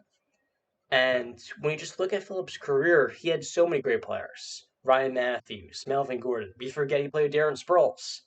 Danny Woodhead I talked about. Vincent Jackson. Keenan Allen. He helped produce all those players. LaDainian Tomlinson and Antonio Gates, they had broken out before with Drew Brees, but you look at all those receiving backs, the receivers. He helped bring all of those players into some legitimate football. They were all of those guys, some of the best players of their position. And without Phil stepping into the organization for, again, a Pro Bowl quarterback, there was a lot of pressure on him. He produced. And for an 8-time Pro Bowler that has been one of the very best quarterbacks in the best generation at the position, I say to myself, he has the impact, he had the longevity, playing over 17 years, and most of all, he had the uniqueness in his game to be worthy of a Hall of Fame selection. And I'm saying to myself, if Dan Marino's in, Phillip Rivers, it'll look funny if he doesn't make the Hall of Fame. It's not going to be in immediately. I think it's going to be down to the wire, but at some point, I think he will get in, and certainly he is deserving. Okay, fired away. So I want to say first and foremost, I respect the hell out of Phillip Rivers. I love Phillip Rivers. Any given Sunday, I would take Phillip Rivers as my starting quarterback because he's like I said previously about Mac Jones. He's a winner. He's a fighter, and like John said, he's one of the toughest guys to ever play this sport. It, I love the trash talk. I love the swagger, the confidence, borderline cockiness. I love it. Okay. To be a great player, you got to be cocky because you got to think you're great when everybody else doesn't. And I respect that. But again, like I've said before, this is the Hall of Fame, not the Hall of Very Good. If I were to rank that 2003 NFL draft, I would go Big Ben, Phillip Rivers, Eli Manning in terms of quarterback talent. But if I don't think Eli is gonna get in, or I mean not is, I think he's gonna get in. I don't believe he should be. Then I can't make the case Phillip Rivers deserves to be in there. If Phillip had the rings like Eli did, the two. He gets in. He gets in. He gets in. Especially if he's 2-time Super Bowl MVP as well. But he comes out no all pros made, no MVPs like John said. 8-time Pro Bowler, very, very good. Comeback Player of the Year, greatest Chargers quarterback to ever play. I mean, just for a second, let me speak on that 2003 draft. I mean, what a success for your Steelers, the Giants, and the Chargers. I mean, you get three guys who are going to be your greatest player at the most important position on the field in the entire history of those teams. So I mean, bravo. Um, the one thing I look at about Phil, I mean, obviously the no Super Bowls and MVPs and whatnot, but I want to bring it to. I feel bad for Philip Rivers overall because, like John said, he went to a franchise that was just a epitome of dog crap. I mean, they were nothing for a long time. I mean, yes, in the 70s or 80s with Flutie and That's so senior, yes, but for the majority of the Chargers history, they weren't anything special. And I feel bad for Philip because I look at his coaches that he's had, and I look at it. Marty Schottenheimer for 1 year. He only had for starting. I'm talking starting, not his first 2 years because he didn't 3 years he Mhm. didn't start. So Schottenheimer only had 1 year. Schottenheimer was known for his great regular season success, but he struggled in the postseason, and you only had him for 1 year. Then you move on to Norv Turner, who I don't believe should have gotten the job. I think everybody can look like hindsight. He didn't deserve the job. I mean, his record with in his career is 118 and 126 and one draw. But if you look at it, I didn't even know he was a head coach before the Chargers. All you gotta do is look. He didn't prove anything in Washington from 94 to 2000, 49 and 59 with one draw. And then in Oakland in 04 and 05, he was 9 and 23. That's terrible. How do you deserve a third shot? And then you go move on to Mike McCoy, 27 and 37. He had two winning seasons and two losing seasons. 9 and 7 twice and finished fourth and third twice in their division. So there's no consistency there. And then towards the end of his career with Anthony Lynn for 3 years, 26 and 22. He went 9 and 7, 12 and 4, and 5 and 11. Second, and fourth place. I just look at it and I say, man, he didn't have the consistency around him in the coaching, and I feel bad for him, but he can't be a Hall of Famer. Is that fair? Fair what? Like at all? That because of the surroundings? Like look at Big Ben. As a Steeler fan, I'll admit there are years, I'll be honest, where Phillip Rivers was better and the best quarterback out of that class, which also had Matt Schaub at the third round, if you care. But you look at what Big Ben came into. Yeah. One of the greatest defenses was what would soon emerge. Bill Cowher, one of the best coaches of the decade. Mike Tomlin, who will be a Hall of Fame head coach. The Look at Eli Roonies. Manning. Let me extend. Ownership, stability, championships. All that was there for Big Ben. He had the running backs too, like Phillip. You have Willie Parker, Jerome Bettis. You had the weapons, Plaxico, Santonio, all these big time players. Heinz Ward, Heath Miller would eventually come in. Ben had it all. The Steelers, just a few years before, were going to the AFC Championship game with Cordell Stewart. And I got his jersey right here. I love Slash. One of the coolest franchise quarterbacks. But the Steelers, Big Ben was just the cherry on top. He was more than enough to get them over the top. Look at the Giants. They had been to the Super Bowl a few years before with Kerry Collins. They had one of the greatest defenses of all time, with Michael Strahan and so many other studs. They had the head coach. Offensively, they had all the receivers in Eli's earlier years, Plaxico. Then you throw in some of the other guys, Victor Cruz, Hakeem Nicks. There's talent. But Phillip Rivers, he never had the coach, and he never had that defense. And he didn't have to step. He didn't get the ability to just step into a place like Pittsburgh. No, you had to turn around an entire franchise. So That is why he never won a Super Bowl. That's why. That's it. I'm looking at Philip Rivers' numbers and I look at it a lot similar to a Hall of Fame case that we'll have in a couple of years. When you look at Matt Ryan, do you guys think Matt Ryan's a Hall of Famer? No. No. I would take Philip over Matt Ryan. And Matt Ryan made a Super Bowl appearance. Yep. Matt Ryan is an MVP. Mm-hmm.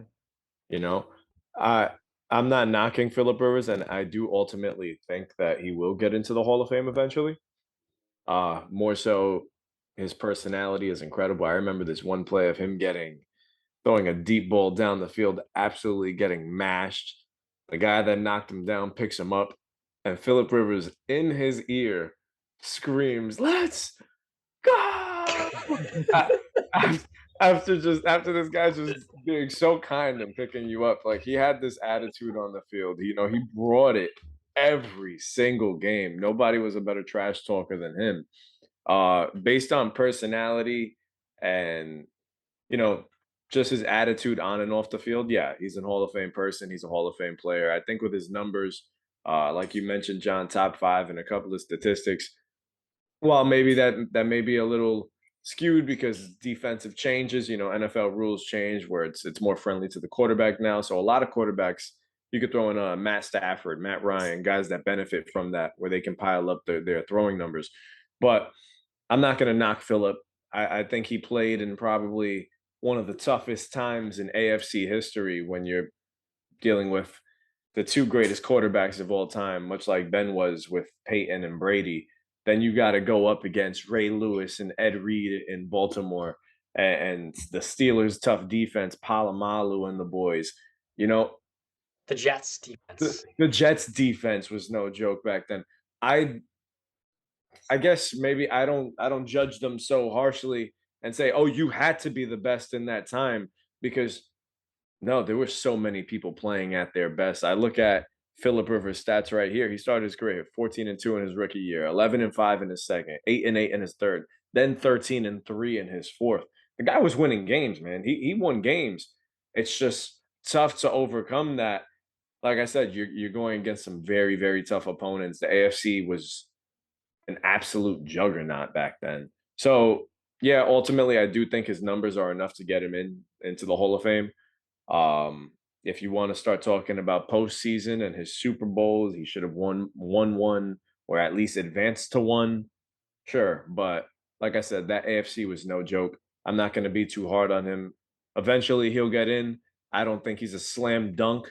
I think it'll take some time, but it's definitely worth arguing. Where and if in the future you might be debating, okay, is Matt Stafford, Matt Ryan, or Phillip Rivers who's more worthy of a Hall of Fame appearance? I mean, before this year, Matt Stafford didn't have a Super Bowl. Now he does. So maybe he takes the cake there. But Only one Pro Bowl though.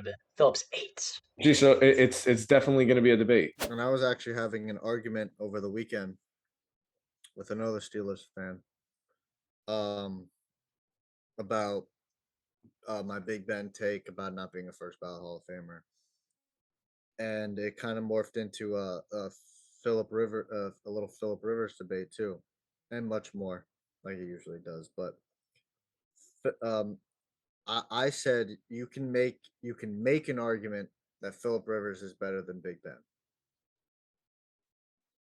Now people called me crazy for that, but that's their opinion. But I said if push comes to shove, I would take Big Ben, right? But I will say if you take Phillip Rivers and you put him on the Pittsburgh Steelers or the New York Giants, I think he has similar success, if not more.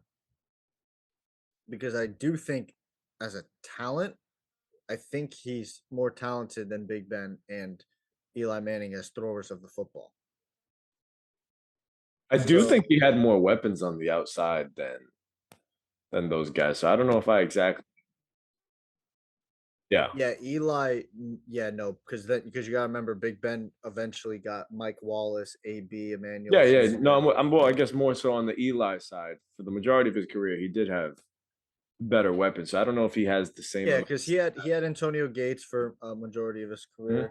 And Antonio Gates is one of the greatest tight ends of all time. He had LT for a little bit. Vincent And Jackson wasn't a slouch. Vincent Got rest Jackson. his soul, He's yeah. had some weapons, but he never had the stability that Eli had with Tom Coughlin and the New York Giants franchise, and same with Big Ben and the Pittsburgh Steelers, like And John alluded to. we saw last year in 2020, Phillip at age 39, yeah, he wasn't a spring chicken.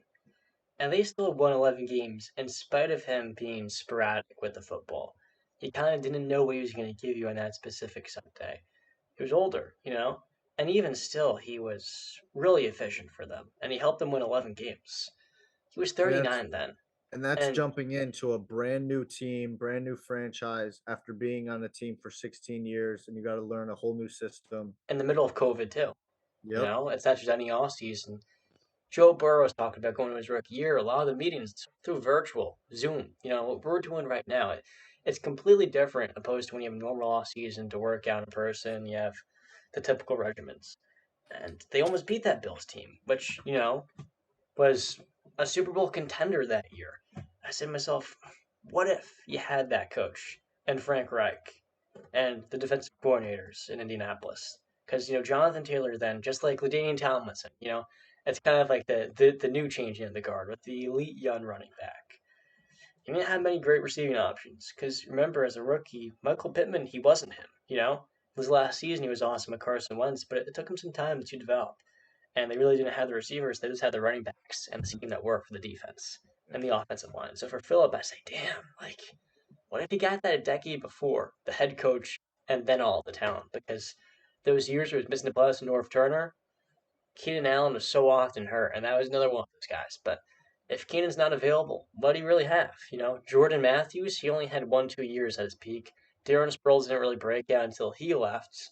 Sure, you've got Austin Eckler. He only got 1 year with him. Melvin Gordon, 2 good years. It's just all really disappointing that it didn't all come together for him, and that he had to lose to Tom Brady 3 times in the playoffs. Mm. Because that was what the AFC was. You were lucky to get past New England. Yep. Even though they didn't make it every single year, if you got by them, Steeler fans were Jet fans, Colts fans. You're crossing your fingers every time that you could, and when you're able to, it was almost a miracle. And So that's the thing.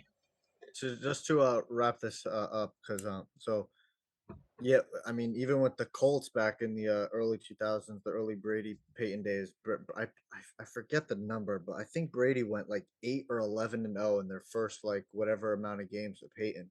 Peyton could not get past him, and the first time he actually beat Tom Brady, I think I'm getting this right, was their first Super Bowl run in 2006.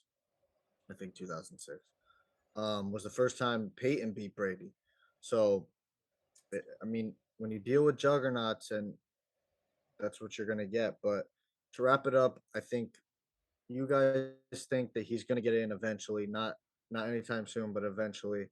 And I could admit that he, off his merit and how great he was and how he turned around a franchise and what he epitomized, and he's got the numbers, even though he doesn't have the awards. I think that similar with Eli and Eli more Eli, because Ben's going to get in the Hall of Fame. My argument was that he's not a first ballot, but similar with Eli, I think he probably will eventually get into the Hall of Fame, just seeing how it's starting to work nowadays. But yeah, all respect to Phillip Rivers.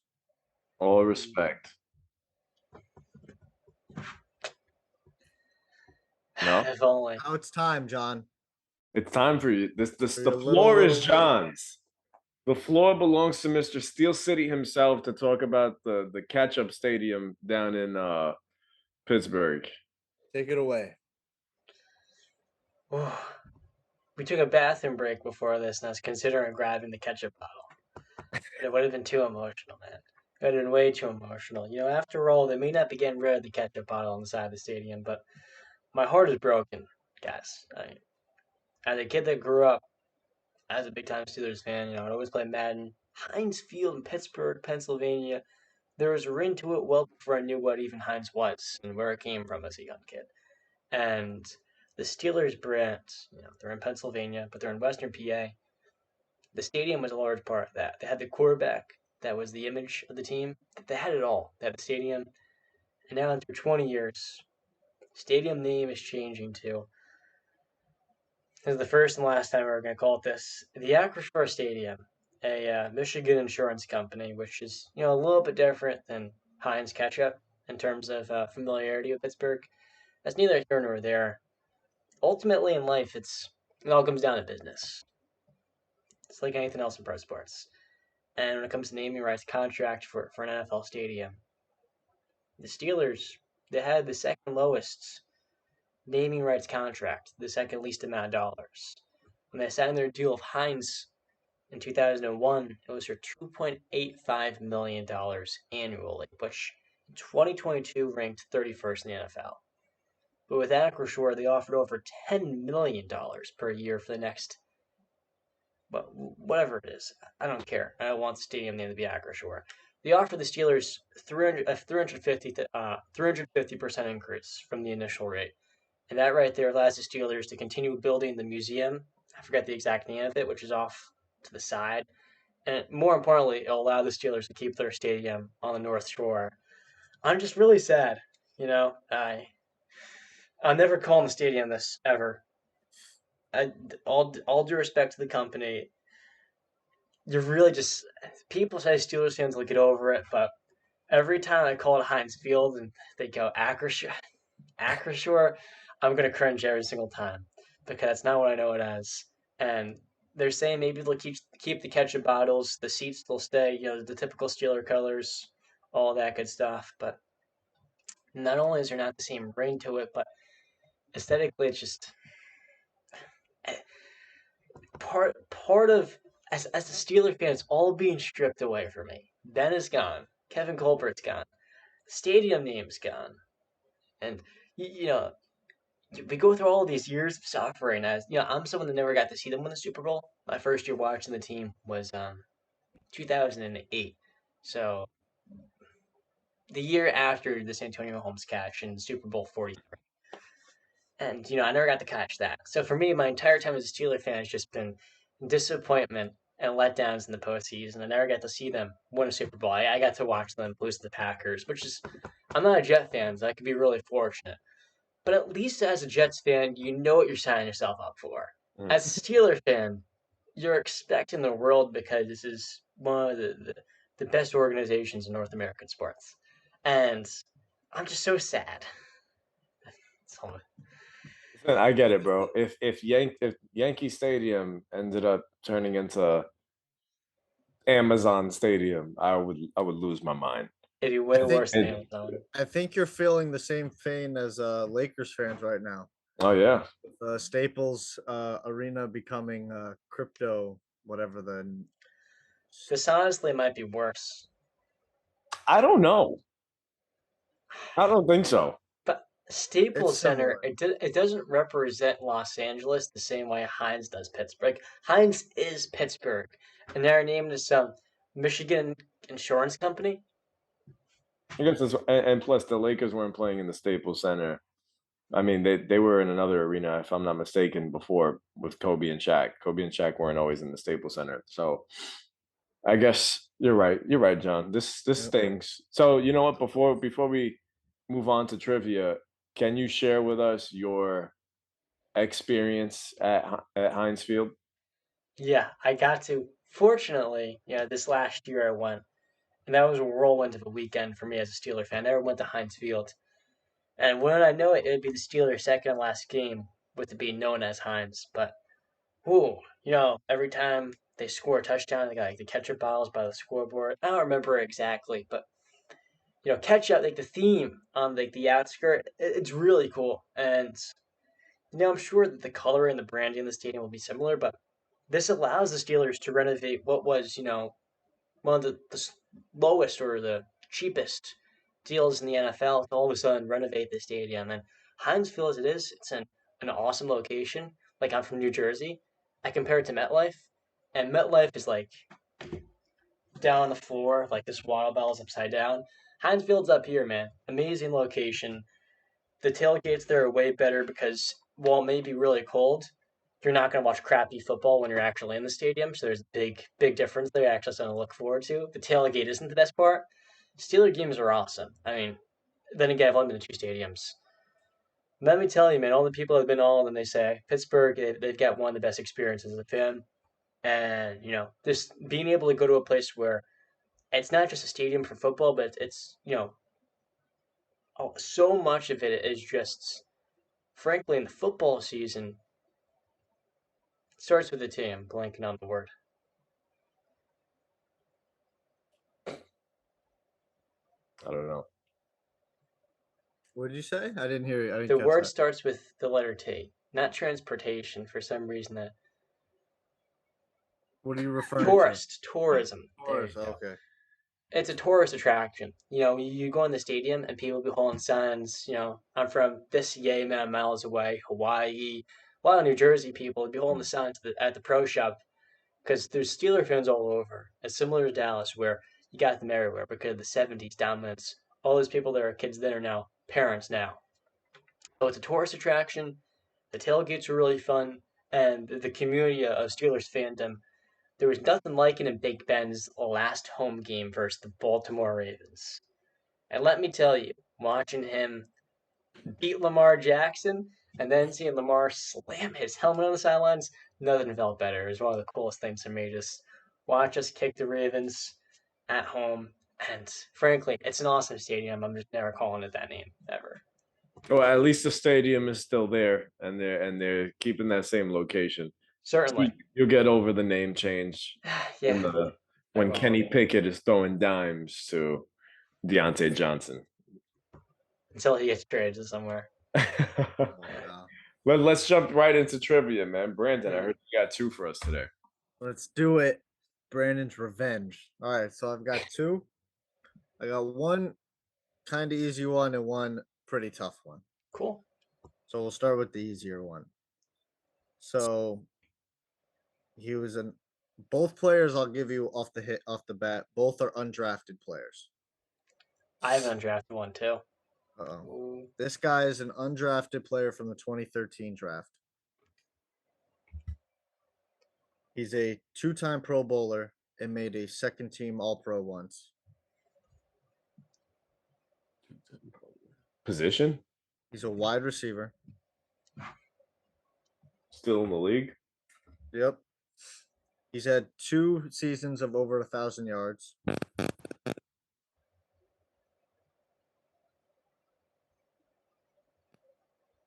He plays for a team in the NFC North. Adam Thielen. Yeah, I knew once I gave him NFC North. I didn't know he was 2013. Yeah, man. I thought he was 2015. No, 2013. Like that. Wow. Okay. He's been in the league a while. Yeah, dude. I feel like it was only like 5 or 6 years to be honest with you. All right.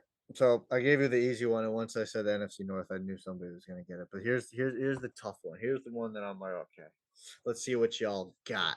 Dig into your deep brains of football history. Undrafted player from 2004. Not in the league anymore. Retired in 2013. He's been on 5 different teams. He's a Super Bowl champion. Julian Edelman. No. 2004. He hasn't been. When was like 2008? No, he's like 2008, 2009, I think. Super Bowl champ. 3-time first team All Pro.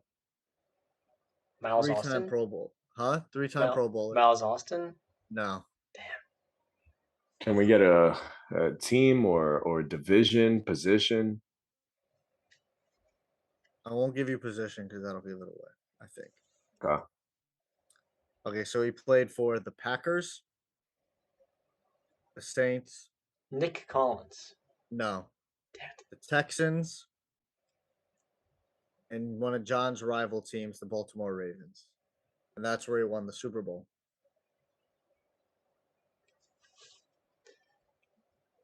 He was arguably the best player at his position. Jacoby Jones. Prime. Who? Jacoby Jones. No. Packers, Saints. What was the third team? Texans, and he finished his career in Baltimore as a champion. Yep. 3-time first team All Pro.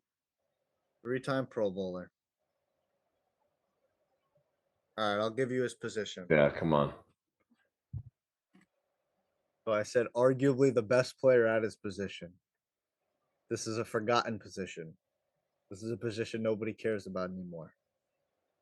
This is the fullback position. Alex Kuhn? No. Great name too. He's got a great name. I'm gonna be so mad. You probably knew him from Madden too. That's what I was gonna say because I used to use my fullbacks in Madden.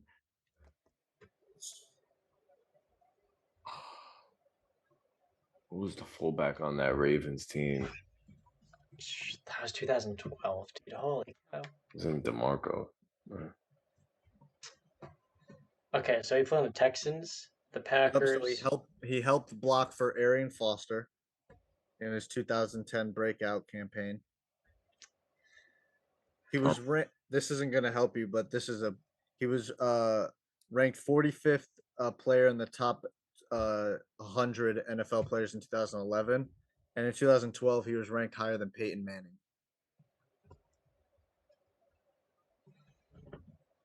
Just I'm not getting this. Yeah, nor am I, and I'm gonna be so mad because now that he's saying he's ranked higher than Peyton Manning, I'm gonna feel like a dum-dum when I hear this name. Just hurry up, do it. Vonta Leach. Okay, We're ending this. We're done. Good night. and that's it for episode 8 of the Wise Guys podcast. I hate these trivia things. Please go follow us on our socials. Johnny T, you know all of them by heart. Let's go drop them for me. I can't speak. Vonta Leach. Vonta Leach. I'm gonna play Madden 13 today. Tomorrow night. I'm gonna find it. I gotta come up with the trivia just to mess with you guys because I'm the one that always gets screwed up on these things. Yeah. How about next time I'm gonna drop some baseball trivia on you guys? Nah, it's okay. And then have you guys. That's gonna be my guess. Jason Giambi. Oh man. We gotta put John on to those Jason Giambi phone calls to Mike Francesa. We gotta put you on, bro. A big Moneyball guy. I know about Giambi. No. Look up Mike Francesa, Jason Giambi when you're free. Okay. Because for the people that are watching, John is never free. John is like full blown into this stuff, so he doesn't have time for TV. Doesn't. Well, I have to research the ins and outs of Vonta Leach's career so I don't forget it. I got some more fullbacks too in my back pocket. Johnny, do you have a trivia? I did, but I can't even speak at this point. Doesn't want it. This one's actually pretty tough. Oh gosh. He's a forgotten player, but he's still in the NFL. You want to hear it? If I don't know it, I'm wrapping this damn episode up. Yeah. Right here. All right, let's go. It's gonna be tougher. Okay, so he is a wide receiver that was undrafted. What year? I think it was 2013. Might have been the class we just did a redraft on. 2014. Anyways, I'll give you that in a moment. This is a good one. He is out of Miami, Florida, and he has one 1,000-yard season to his name in the 2015 campaign. Now, these last 2 years, he was in the Dolphins, but due to injuries, he didn't appear for the team. Where he had that 1,000-yard season was playing next to Allen Robinson. Oh, Allen Hurns. Damn, I shouldn't have given that away. The Allen Robinson thing made it pretty obvious. I haven't heard that name in a while, man. Yeah, redeemed us, Justin. There we go, Brandon. Thank you. Thank you. Oh man, trivia. I'm gonna have to get on Trivia Crack. You gotta get a trivia question. Yeah, bro, just to mess with you guys. Get your Michael Humanamanui. That's not. You like that name, huh? No, I'll be prepared for your next fullback question. All right. But let's wrap it up, fellas. That'll do it. Wise Guys, episode 8. Hope you guys enjoyed. Give us a like. Follow us on our socials. Follow us on our personal socials as well. Stay classy, guys. Peace. I'm not going to